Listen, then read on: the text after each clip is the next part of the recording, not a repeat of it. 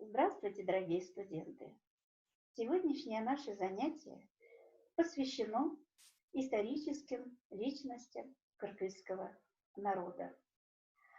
Остановимся на выдающихся деятелей, таких как Мухаммед Бабур, Джусуп Баласагун, Махмуд Кашгарий, Курманджан Датка и другие.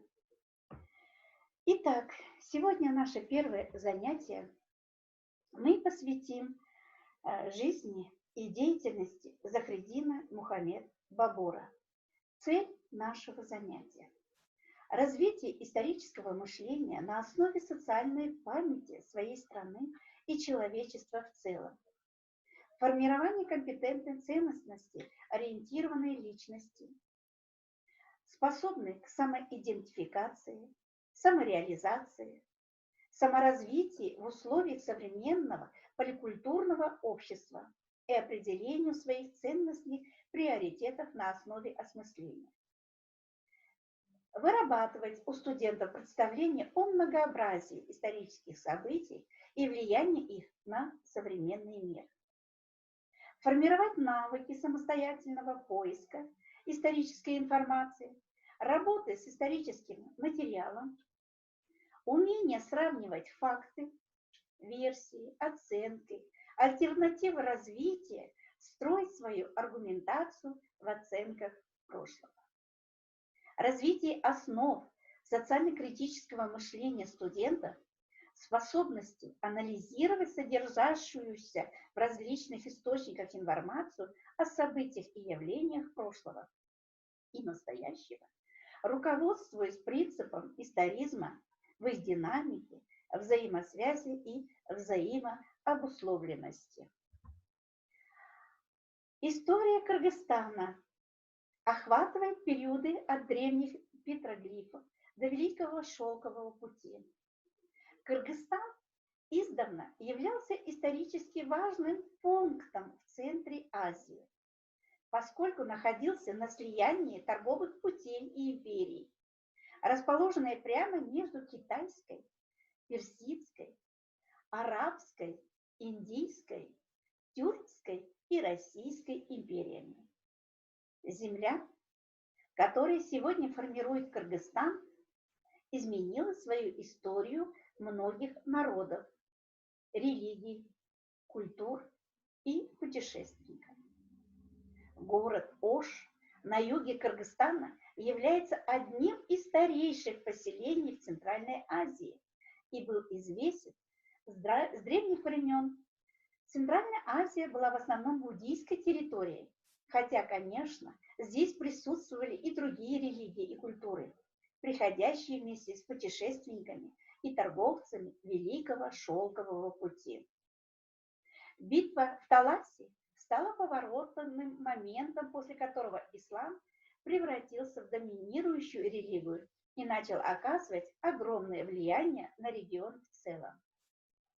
Караханиды были одной из ранних мусульманских династий, и они привнесли в ислам множество древних тюркских элементов.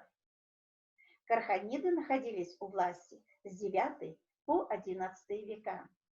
В этот период они возвели башню Бурана, все, что сегодня осталось от столицы их империи Баласагуна, и мавзолея в Узгене.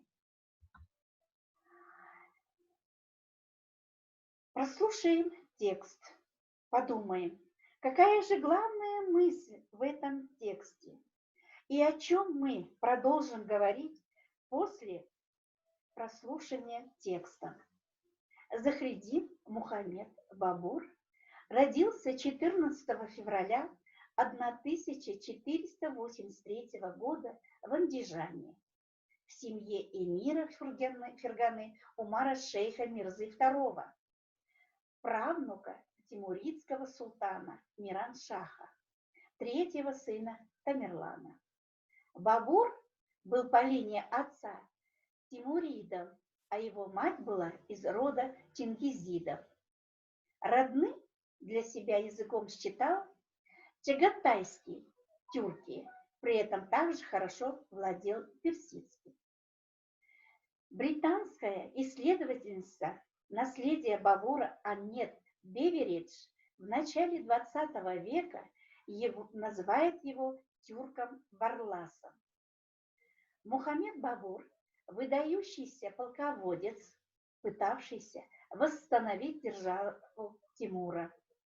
Утратив надежду на объединение раздробленного, поделенного между ханами государства, он добился успеха на чужбине, завоевал Северную Индию и основал империю великих монголов.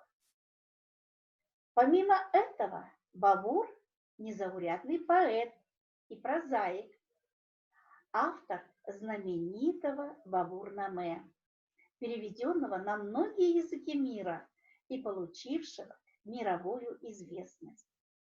Сам автор именует труд летописью. Современные исследователи перечисляют его прежде всего к историческим работам и видят в нем творение, не имевшего себе равных среди аналогичных сочинений, написанных в середине века. Бавур-наме – замечательный образец художественно-публицистического жанра в староузбекской литературе. Кроме автобиографических сведений и исторической информации, книга содержит яркие описания походов, картины природы, быта и нравов, феодальной знати, простых людей той эпохи. Самое ценное в ней – фигура самого Бавура и его литературные портреты его современников. Повествование и сегодня привлекает читателя реализмом, самокритичностью автора. Несомненные его достоинства – образность, выразительность, метафоричность. Бавур-наме охватывает около 4 десятилетий конца 15-го, начала 16 веков. Действие, соответственно, разворачивается на территории Средней Азии, Ирана, Афганистана и Северной Индии. Книга состоит из 3 частей.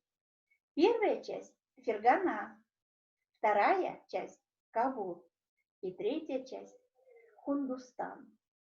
Летописец не упускает из поля зрения ни исторических традиций, присущих тому или иному городу или краю, ни занятий, привычек и забав простолюдинов.